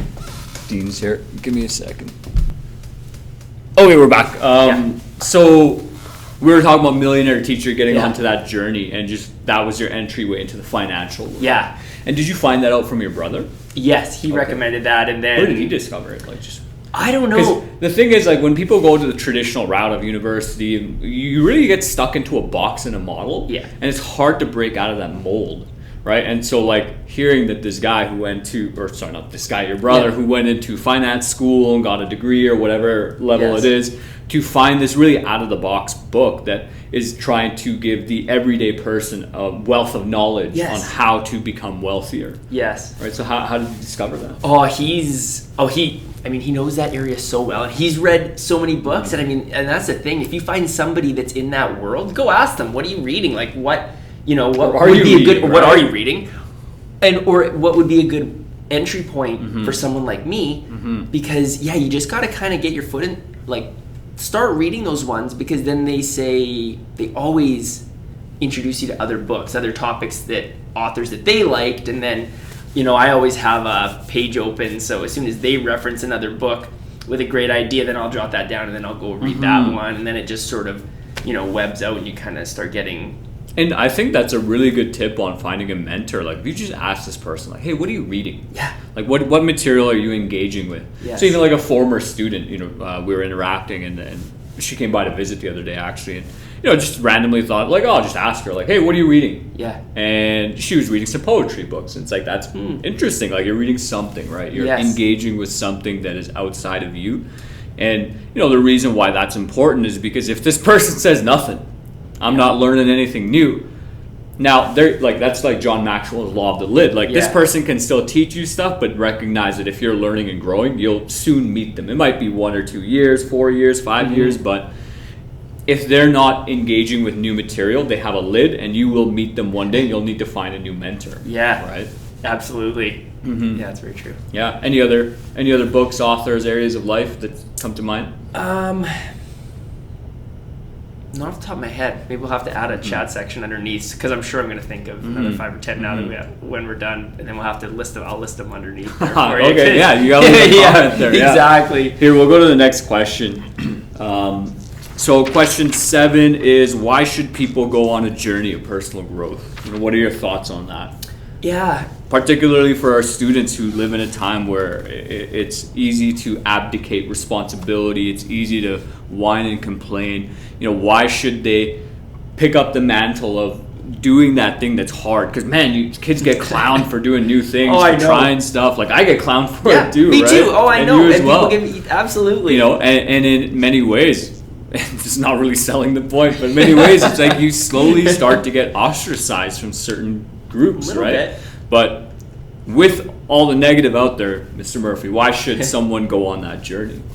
This is a little bit in the clouds, time, yeah. but I feel like, you only get one life. Honestly, you get like one chance to live it, and especially when you're young and you have nothing but choices. You got everything in front of you, and you got time, because things start to change too. You get a job, and maybe you start a family. Yeah, big thing for you, right? Things are going to change, and your time, you have a different amount of time, and you got other priorities, and I would change a thing, but at the same time, that time that we talked about, where you can just dive into information and just really devour that might change. And so you only really get one chance kind of at life, and so what are you going to do with it? How are you going to spend your time? It's like we said, it's really easy, I feel like, to have it just kind of slip away, and there are so many distractions. There are just so many things, and like, don't get me wrong, I'm super guilty of it too, and I love the shows I love, and I don't think it's not all about being super productive every minute of the day, because it's not living either. Life is a long game. It's a long game. That's not living either. But be purposeful. Be purposeful about what you want to spend your time doing. And so if you want to spend time, looking at videos on your phone, then do that, but do it purposefully. Do you know what I mean? And if you want to focus on relationships, then focus on your relationships and dedicate time to doing those things. I guess that's kind of my big feeling is, whatever you're going to do, be purposeful at it. You want to waste time? Great. But do it because you're intentionally doing that, because you're intentionally watching that show, and not just because, you're afraid to start the project. Right? Not because there is no plan. And, or fear, right? Or fear. It's like, Stephen Covey kind of says, like, schedule your priorities. Don't prioritize your schedule. And, what he means is, like, it's so easy to just have this great long list of things to do, and so you just kind of start, like, just working through them. As opposed to come up with, what are your priorities? Like, prioritize your relationship. You want your relationship? You want your health? Then schedule that first. Make those your big chunks, and then let the rest fill it in, because it'll fill in. Like, I guarantee your days will go by, and it'll all fill in. As an adult, you have chores every day, sure right? You do. It might be buying food, cooking food, cleaning something, whatever it is. Like, if you're taking responsibility, it's not just like the big grand stuff that's cool and people want to watch on YouTube. It's like, hey, every day you gotta shower at some point, right? You gotta clean your washroom. You gotta, get the oil change. I've been putting off my oil change for a while, right? Yeah. It's like you got to do these small things that just take time, and then your life just passes by like that. It's so true. It shocks me that I'm going to be 27 soon. Yeah. Right? And it's like, oh man, like 30's around the corner. I know, and I'm 34. Before I know it, you're going on 40. Honestly. And many people are scared to age. But I commented, so that student, she came by, she's turning 20 soon, and it was like, she's like, oh, I'm going to be so old, I'm almost 30. I'm like, hey, I'm pretty close to 30 as well. What are you saying about 30? And I joke about it with my friends, but the thing is, like, if you're on a path of personal growth and going on this adventure, like, you got one life, it's a video game, right? Like, you level up certain things, it takes months and years. You're going on an adventure. Yes. If you do that, then it's like, man, I can't wait till I'm 30. Like, I'm really excited to be 30 years old, because I know that, like, very soon some of my financial goals will be met, and then it's like, oh, like, what will happen in the next 3 years when I've kind of financially sorted myself out, right? Hey, my wardrobe's sorted out, I don't really need to deal with that, right? What will happen? Where will I go? What will I do as I explore new opportunities? I tell kids all the time, it's like, life gets better as you get older. Like, if you as you said, if you purposely plan for these things and say, what are my priorities? So two of the guys I brought back to coach basketball that just graduated, one of them is like, I got to stack as much paper as possible, right? Okay, that's a good goal. But why are you doing that? Right. Oh, I have university. Okay, so let's specify that. How much money do you need for your next semester? 10, 11 grand? Yeah. Okay, you got $10,000 to $11,000 that you need to save for the semester. Now this young man has like a very clear, articulate vision. It's not just about stack as much paper, because as Bob Marley said, if your happiness is associated with numbers, like, well, you'll never be happy because numbers are endless, right? It's true. If it's even for myself, it's like, what is the number for my like safety net, financial safety net? Right. Well, once I've hit that, then it's like, hopefully I can start coaching myself to have a better relationship with money, like what we talked about the last video, that I've taken care of my priority. It's like, well, and now another big priority coming up is relationship and marriage. Like, for me, I'm not really trying to be in these streets for long, If I can find a good quality partner, like, that's what I'm gearing towards. And, my prayers have shifted towards that as well. And I've been preparing myself for relationships, learning about it, and getting some practical real life experience as well. And working on that and reflecting, moving with purpose, right? And I do really think on that point that, like, when you prepare yourself for it, I don't know, I think you're just more, you kind of open yourself up to it. And I think when it comes along, you're just more likely to see it and recognize it and those opportunities. And when you do kind of live purposefully, I don't know, things have a funny way of working out. Well, there's a quote from Pitbull, of all people. He's a Cuban rapper, Cuban rapper who I love. He says, "The harder I work, the luckier I get." Yeah, exactly. Exactly. And it's. I even tell the kids, like, it's just funny, the more effort I put in, the more stuff just falls into place. It's like, oh, like, I figured that out, right? Yeah. And it's not a fluke. It's not a fluke that happens. Even certain things in the staff meeting that were brought up, it's like, oh, I've already solved that problem. Like, I don't know how to deal with that, right?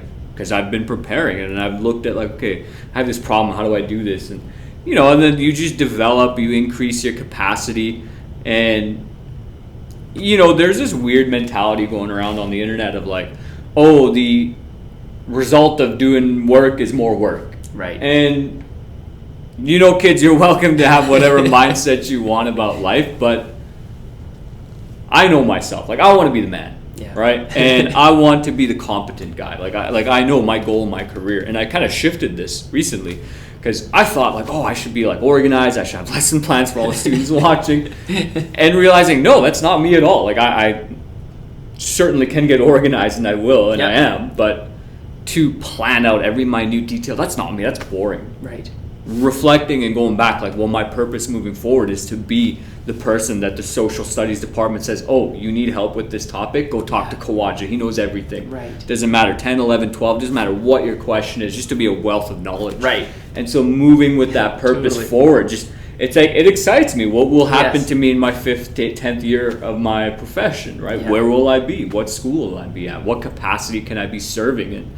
And coming back to the idea of like, well, the consequence of working hard is more work. It's like, well, it's also influence. It's also, it's also status. It's opportunities, and this is what makes life exciting and interesting. Yeah. So I've been trying since my first year to get on maybe not since my first time teaching the course, but I've been trying to get on the committee to mark diplomas. Oh, great. And I look at it as an opportunity of like, hey, I don't want no snot-nosed kid coming up at me saying, Kawaja, you marked this wrong, right?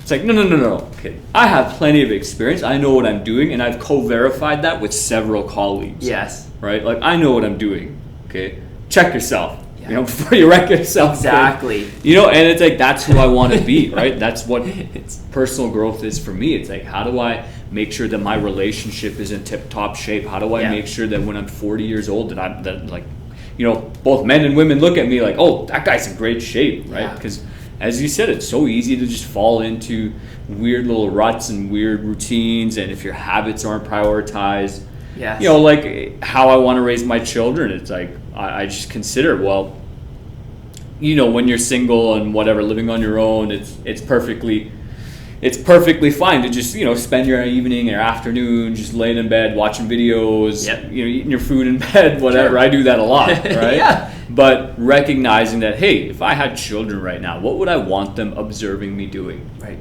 Is it watching YouTube videos, or is it reading a book? Yeah. Right. Is it watching God of War, the new God of War for the 5th time, or is it like, hey, my dad's like listening to a podcast. It's like, hey, come here, buddy. Like, come listen with me. Yeah. This is what they're talking about. Sure. Right? And, life is messy. So it might take me 6 days to get through a podcast that's an hour long because I'm explaining it to my child as well. But moving forward with that purpose of like, how do I set my children up on this growth journey as well?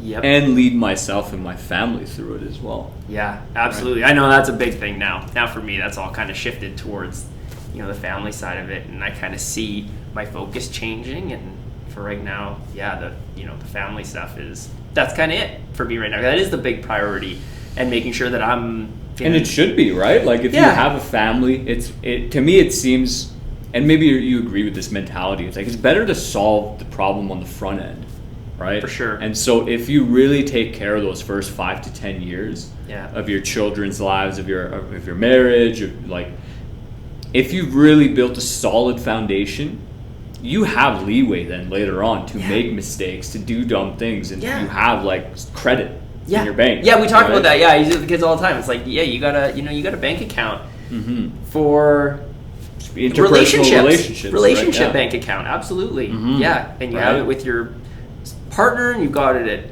work with your colleagues and your friends, and absolutely. And I'll just add on that note with the God of War reference. Like there's a scene in the game that I really like where the father kind of sits his son down, and he's very open and vulnerable with this son. Like, hey man, I acknowledge that I've been going back to my old ways.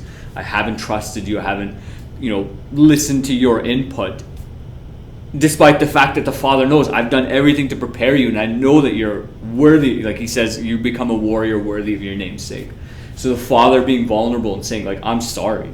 I prepared you for this day specifically, and didn't realize that I was the one who was not ready, right? Which is so interesting. And wow. But the thing is it's a video game, right? And so they can have that dialogue, but even on a personal level, I was reflecting. It's like I'm more scared of certain conversations than I am of physical violence. Right. Right. Like there's conversations that I haven't had with certain people, with family, that like scare me more than getting punched in the face. Right. And the thing is with real life that when you don't do your due diligence on the front end, don't set up that foundation, that opportunity might not be available. Like even if you are vulnerable with your child and say, hey, I messed up, they might look at you like, well, go f yourself, right? Like, it's true. Like, well, now it's dead.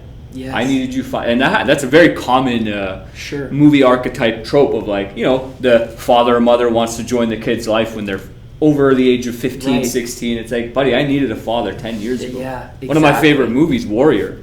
The character kind of fixes, he's trying to do his own thing, but the father is trying to fix the relationship with the son. Yeah. After he's put the alcohol down, picked up religion, and the son just looks at him very plainly. He's an adult. He's a grown man. He just says, listen, all that father nonsense, like, cut it out. Like, I needed that 20 years ago. Right. You're just my coach now. You're just an old man I know. Interesting. Right? And it's good to have that purpose written down. I tell kids, too, and I work with my friend Trent. It's like, one of his main questions was, what do you want your funeral to look like? Yeah, and it's a great question. The first time he asked me, I was like, what the hell is that? Like, that's such a morbid, weird question. I've never thought of that. But then over the years, it's like, maybe I don't think so much my funeral, because, like, I don't know, you want to show up, show up. You don't want to be there, don't be there. But I ask myself, like, when I'm 50 or 60, what do I want my life to really look like? Yeah. Do I want to retire from this profession and 1 week later be on the sub list? Yep. Or do I want to have other things going on? Right. Right. Do I want to have a community of people that I've built along with me? Yep. Right. And, despite all the hardships that come with growing as a person, because it will alienate you from some people. Yes. Right. It will make other people uncomfortable, and it will kind of ostracize you in a way. But at the same time, it's also brought me so many opportunities to connect with people. And like this, it's like in 2 conversations, I can feel like I know you really well. Yeah, me too. No, exactly. And then it's an opportunity to bounce ideas off a person of like, hey, what are you doing in your classroom that's different? Like, what are you trying?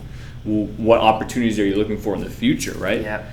Because the last thing I want to do is just talk to someone who's like, well, I'm just going to, get my house and do this and family, and then we're just going to like slowly start dying. Right.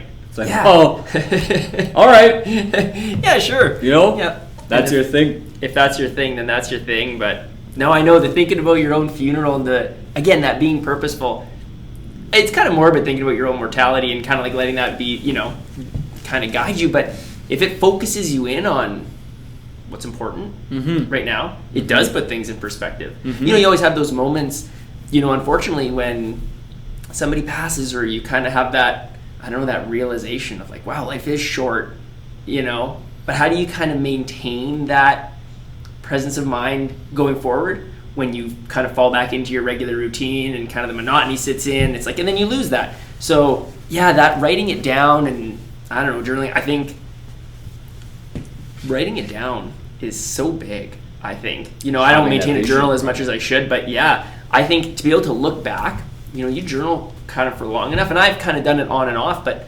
I can look back now 5-10 years ago when I was kind of journaling, and you go back and see where you were. Like, you want to kind of see your growth journey, you go back and look and see, because as you move forward, you're seeing life through, the lens, and you kind of you forget what it was really like 10 years ago. You forget what you were really thinking. You kind of think you remember, but when you actually go back and read what you wrote, I don't know, I find it pretty eye-opening about where I was at then, where I'm at now, and then, wow, 10 years is a long time. Where am I going to be in 10 more years, 20 more years? Right, and the thing about journaling is you have to be very honest. Yeah. It's like, because I've told my students, it's like, there are things that I wouldn't feel comfortable sharing with a therapist. It's not, I don't even, shouldn't say that. I don't use therapy. I prefer just $3 notebook, $2 pen, and solve that problem myself and find a mentor, right? But the thing is, if you are going to go down that route of journaling, you have to be honest. Yeah. Right? And man, it's hard to look at some of those journal entries. Yeah, I hate reading them. I read it, it's like, it's so cringy. It's like, oh, why was I doing that? Like, that was awful. But then seeing, every now and then I'll skim through my journal, and it's like, oh, like I was really struggling with that thing. And it's like, God, it was so trivial. Yes. So like, what was I thinking? Or like, hey, I didn't realize like this is when I learned this, you know, because I started doing timestamps like dates as well. It's like, oh, interesting. Like I learned about this thing that day. Yes. Or even sometimes I would do locations like, oh, that's where I was living then. Yeah, right? That's cool. You know? Or I find you look back at your journal and maybe I was writing about something I was worried about or like thinking about, and I'm still thinking about that same thing now, and I haven't taken action on it. A year later, that's a red flag. It's a big red flag, like, right? You gotta go talk about like a lack of action. Mm-hmm. It's just kind of like, I find, holding me accountable, because you shouldn't be thinking about the same thing or like worrying about the same thing a year later. I hope I've done something right at that point. And on that note, with the relationship stuff, so like a year ago I told myself like, oh, well, you know, Najib, your schedule is very busy and you're trying to take on more responsibility at school. And I've told a couple of students, they asked like, why are you single? It's like, well, buddy, what time is it? 7 o'clock? Well, I'm still at school. That's why I'm single. Like, I'm not dating. Yeah. I'm not out there. Right. And so recognizing that, okay, I'm going to have to shift to online dating of some form. Right.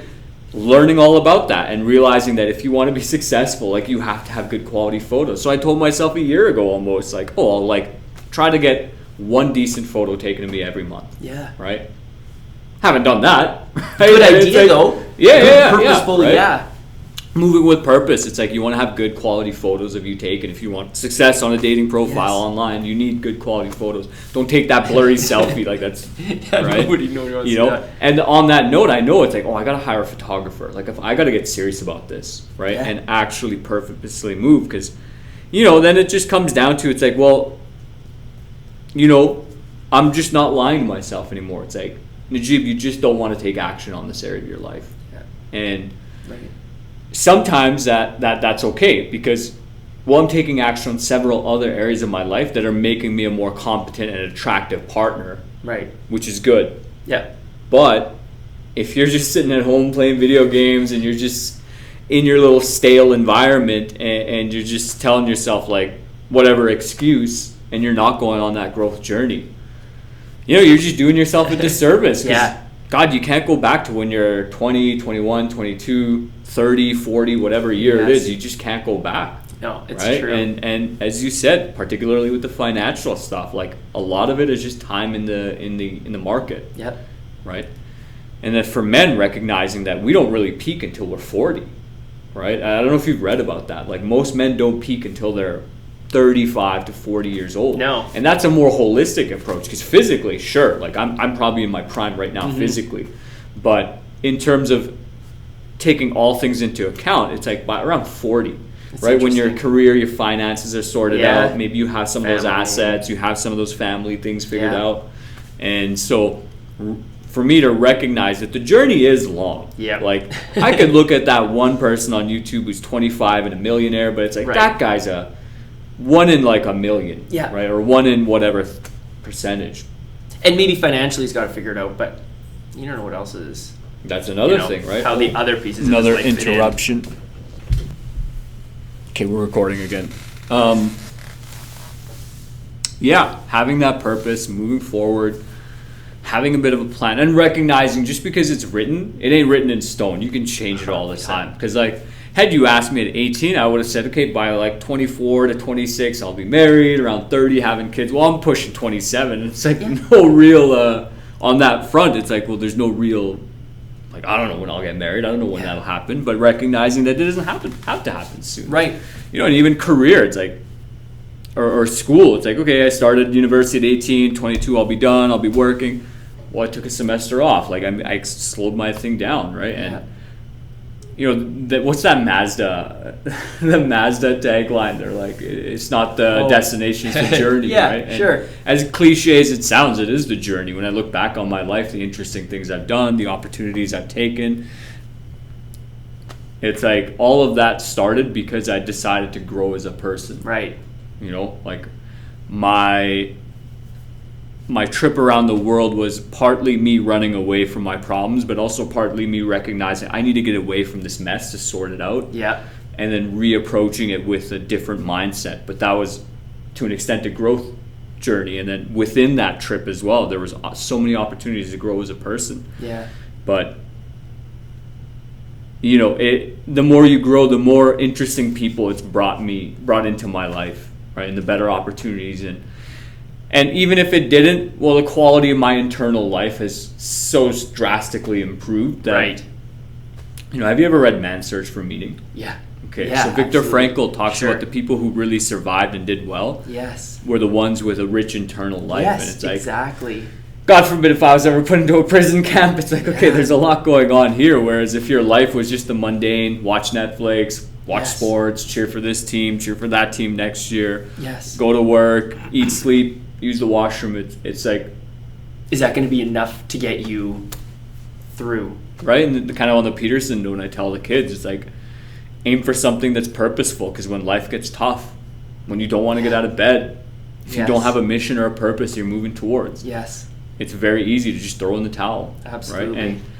And I'm not saying don't throw in the towel. There's a necessity for that at times too, but there will be moments in your life where, if you don't pick that towel back up, Yeah.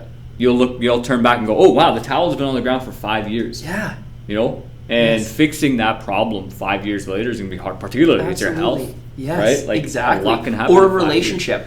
You let a relationship go stale for 5 years, or your health. Yeah, those are hard things to pick up, and Mm-hmm. and it, and relationships. I think especially because it is easy to let them kind of they may just kind of sit there, and it's not obvious, and the days go by, but at the end of the day, it's like those bank accounts we talked about. If you're not kind of paying into it, then there's not going to be anything to Nothing's draw gonna on. grow. No, Right. nothing's going to You grow. not be able to Nothing draw on on. either, right? And you know what? Like those are the people, like you said, those core people. I read something that talks about how like the 5 people you spend your most time with. I mean, that's kind of what shapes you as well as like you can kind of bring build them up, but that's what shapes you. And so being really And then the full saying, for those of you wondering, is the 5 people you spend. You are the sum of the 5 people you spend the most time with. Exactly. Meaning that if your 5 closest friends are, shy guys who just play video games and don't really pursue their career, well, you're going to become that guy. Yes. Right. But if you have 5 just complete animals who are chasing after life, Yeah. like either they're going to kick you out or you're going to start doing what they're doing, Yeah, and you're going to get absolutely. hungry and get after it. Right. Yeah. Even on that note of comfort and relationships, it kind of relates to clothing as well. It's like all of that is holistically combined. If you get too comfortable into a relationship, which is super easy to do because you're like, oh, this person's always around. Yep. No. Like my first relationship, I got too comfortable. I stopped doing all the things that this girl found attractive about me, and she dumped me pretty quick, right? Yeah. And she had every right to do so. It's like, hey, I got into this agreement with this guy, and then a month later you became this guy. Right. And so over the last 5 years, 6 years, it's learning how to continue and maintain being this guy. Absolutely. Right? Not because it's attractive to the woman, but it's because it just makes my life so much better. Yeah. Right? Yes. And hopefully that speaks for itself. Yeah. We'll do the last question here, which will just be closing thoughts. Any last message you want to give out? Boy, I don't know. We covered it. Honestly, you know what? All those big things I want to talk about, that living with purpose and the, kind of really going after it and being purposeful in how you spend your time and how you spend your life and the people that you surround yourself with. I don't know. Mm-hmm. To me, that's what kind of makes it, and focusing on those areas that are really gonna bring value to you, And it's different for everybody, but if it's your health, then spend time on it, and that. There was a kind of a quote that said, well, the idea was if you fall off, because we were talking about you're going to fall off, you're going to fall off your health journey, you're going to fall off your relationship, and you're going to get in a rut. It's just going to happen. You'll find yourself elbow deep in the cookie jar one day. Yeah. Giving yourself permission to pick it back up again. Just because you fell off the health thing for a week, that's okay. You know what? You had a crazy week. The kids were sick. I haven't worked out in a week. That's okay. On day 7, when kids start getting better, now you can go back to it, because it's really easy. I feel like, hey, it's been 7 days. Well, what's 8 days? It's been 8 days. What's 9 days? And then it just builds. You know what I mean? I don't want to do this. It's hard. Exactly. Treating every day like kind of a give yourself the permission to have to start up again. And just because you lost those 7 days, that doesn't make you a bad person. That doesn't mean that you've completely fallen off the wagon. and just, be kind to yourself. Give yourself some here's permission. one. Don't lose 3 weeks because you lost one. Yeah, exactly. Right? Exactly. It's like if you recognize, like, oh man, I haven't touched a book in like a week. Yes. Touch it. What better day than right now? Open it. Flick through it. Yes. Cool. Now you're back on the habit. Yes. Tomorrow, touch the book again, right? And the day after, don't sit there feeling grumbly and groany, but oh man, but like my streak is ruined and like my progress is gone. No, it's easy to do, though. Right? Like your progress is still in the bank account. You bet. Right? I think we'll leave it with that. Yeah. Thank you, Mr. Awesome. Murphy. Thanks for your time. Thank you, people, whoever's watching.